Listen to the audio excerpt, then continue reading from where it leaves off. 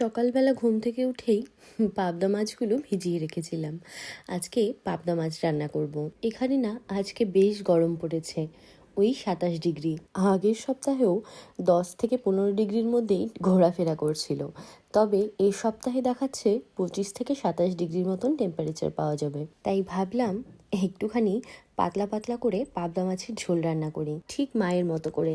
জানেন তো, এখানে এশিয়ান দোকানগুলোতে বিভিন্ন রকমের আমাদের দেশি মাছ পাওয়া যায়, তবে সেটা ফ্রোজেন অবস্থায়। কিন্তু টেস্টের এমন কিছু ডিফারেন্স হয় না, স্বাদে কিন্তু দুর্দান্ত খেতে। এবারে 500 গ্রামের একটা প্যাকেট এনেছিলাম, দাম পড়েছিল ওই প্রায় 4.5 পাউন্ড মতন। আমাদের ভারতীয় টাকায় যা ছিল প্রায় 450 টাকার মতন। মাছগুলোকে ভেজে নিয়ে ওই তেলের মধ্যে একটুখানি কাঁচা লঙ্কা আর মেথি ফোড়ন দিয়ে দিয়েছি।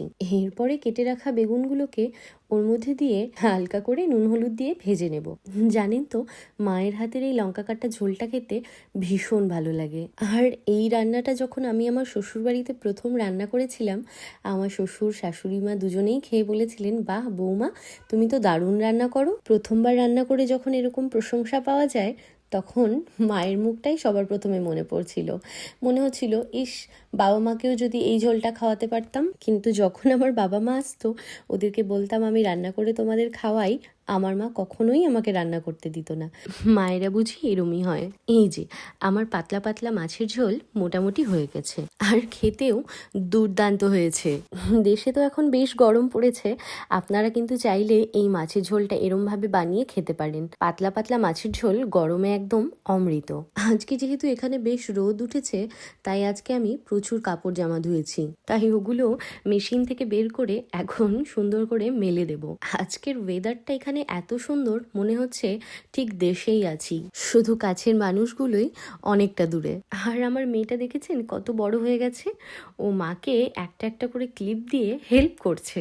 কাজ করতে তিনি বড্ড ভালোবাসেন, শুধু কাজ খোঁজার অপেক্ষা। জামা কাপড়গুলো মেলে দিয়ে আমি মেয়েকে খাইয়ে ঘুম পাড়িয়ে দিয়েছি। আর শরৎ যেহেতু ওপরে এখন অফিস করছে, তাই এই খাবারটা নিয়ে গিয়ে আমি ওকে দিয়ে আসবো।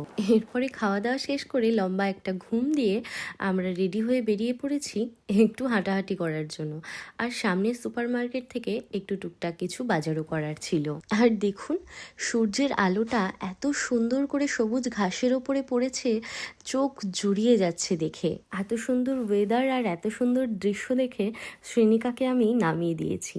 ওকে বললাম, তুমি তোমার মতো করে খেলো। আর এত সুন্দর জায়গা পেয়ে সে ছুটেই বেড়াচ্ছে, এত খুশি হয়ে গিয়েছিল। মেয়ে যেহেতু ছুটছে, আমাকেও এবার তার পেছনে দৌড়তে হবে। চলুন তাহলে আজকের ব্লগটা এখানেই শেষ করছি।